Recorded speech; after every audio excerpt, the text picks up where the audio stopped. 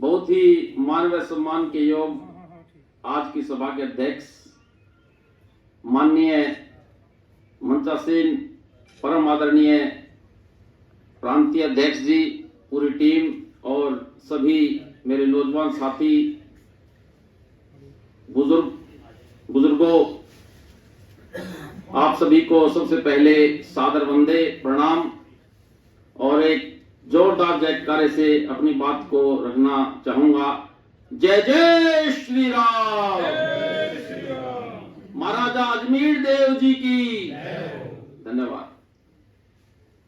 आज हमारे समाज के लिए बहुत ही शानदार पहल हुई है। ये भूमिका माननीय प्रदेश अध्यक्ष जी ने जो निभाई है, ये एक माध्यम है हम सभी को एक मोती की माला में पिरोने का। इसी बहाने से हम प्रदेश के हर जिले से यहाँ पर आए, एक दूसरे से परिचित हुए और जो हम यहाँ पर सीख कर जाएंगे वो अपने क्षेत्र में, अपने जिले में, तहसील में अपने साथियों को उस चीज का अनुभव बताएंगे, उन्हें समझाएंगे, सिखाएंगे, तभी ये कार्यक्रम सार्थक होगा। हमें ये नहीं करना है जो हम यहाँ से प्राप्त किया है उसको घर जाके हमने भूल जाना है। और मैं माननीय अध्यक्ष महोदय जी से इस कार्यक्रम को देख करके एक आग्रह भी करना चाहूंगा कि आप इस तरह के कार्यक्रम, चाहे हमें इस कार्यक्रम से सफलता कितनी ही मिले, ज्यादा मिले, कम मिले, उसकी परवाह किए बगैर हर जिले के जो नुमाइंदे हैं हमारे श्रवणकार साथी, उन सभी जिलों के लोगों से एक आग्रह किया जाए कि इस ऐसे ही कार्यक्रम हम हर जिला स्तर पर करें। उससे एक सबसे बड़ा फायदा हमें ये होगा कि जो हमारे साथी हैं, श्रवणकार का काम करने वाले लोग हैं, वो सभी इस कार्यक्रम के माध्यम से हम सबसे जुड़ जाएंगे। और जो हमारी दो दूरियां रही हैं, बहुत से साथी शहरी संस्था इसको समझते हैं कि शहर के लोगों को इसकी जानकारी रहती है। अगर हम जिला लेवल पर इस तरह के कार्यक्रमों का आयोजन करेंगे तो ग्रामीण क्षेत्र के जो हमारे भाई हैं उनको भी इससे प्रोत्साहन मिलेगा। जिस प्रकार से इस व्यापार पर सरकार दिन प्रतिदिन अलग अलग प्रकार के नियमों को थोप करके हमें इस कारोबार से बाहर निकालना चाहती है, तो हमें उसके प्रति भी जागरूक रहने की आवश्यकता है।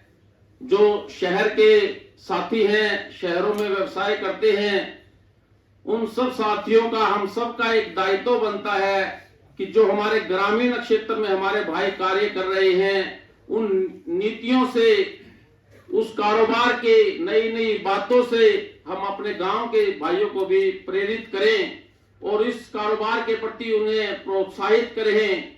चाहे वो जीएसटी में काम करने का है, चाहे आज नया HUID जो लगभग 373 देश के 373 जिलों में लागू है और धीरे धीरे ये पूरे देश में ही लागू होने वाला है।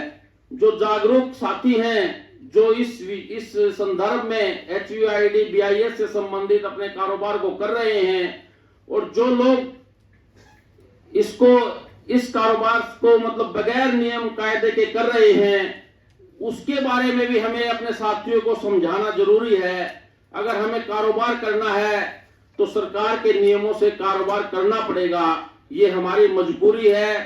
चाहे आप, वही बात है, अगर हमें गाड़ी ड्राइविंग करनी है तो लाइसेंस तो 24 घंटे जेब में रखना पड़ेगा। वो समय अलग था।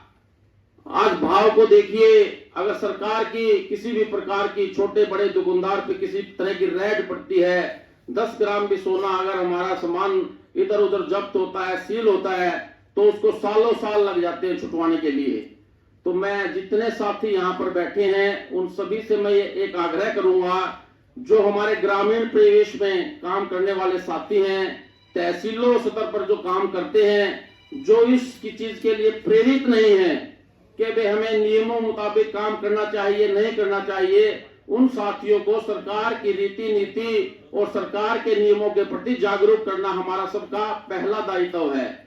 दूसरा, जो हमारे साथी ग्रामीण परिवेश में या छोटे इलाकों में चांदी का, सोने का, कारीगरी का काम करते हैं, तो आप लोग प्रयास करो कि हम अपने लोगों से अपना काम करवाएं, हम बाहरी लोगों से काम ना करवाएं। अगर आप अपने लोगों से काम करवाओगे तो उनके जीवन का सबसे बड़ा सर्टिफिकेट वही है। और दूसरा, आपका और उनका एक दूसरे का जुड़ाव हो जाएगा। अब हम क्या करते हैं, यहाँ पर तो हम तरह तरह के उदाहरण देते हैं, परंतु उस पर इम्प्लीमेंट कहीं नहीं करते। आज आप ग्रामीण परिवेश के स्वर्णकार के हालात देखिए।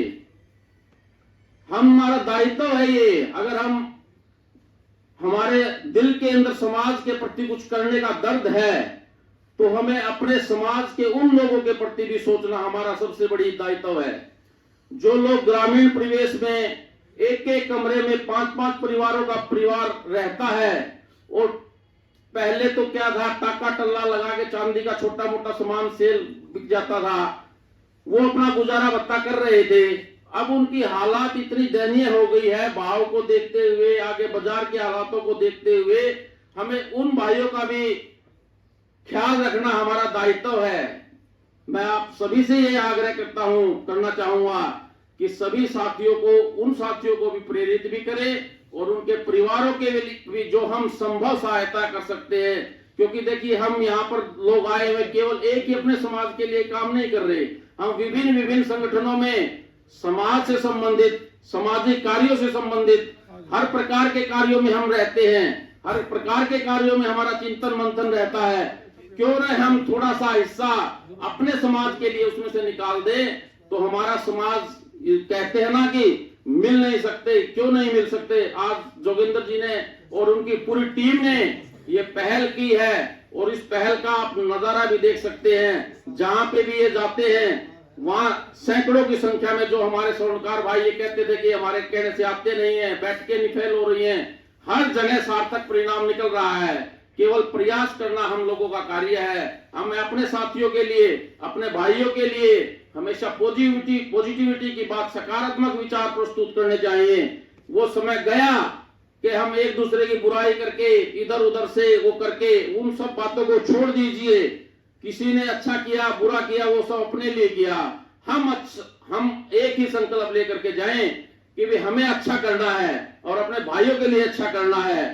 तो हम अपने ये समझ के करेंगे कि कई दिन पहले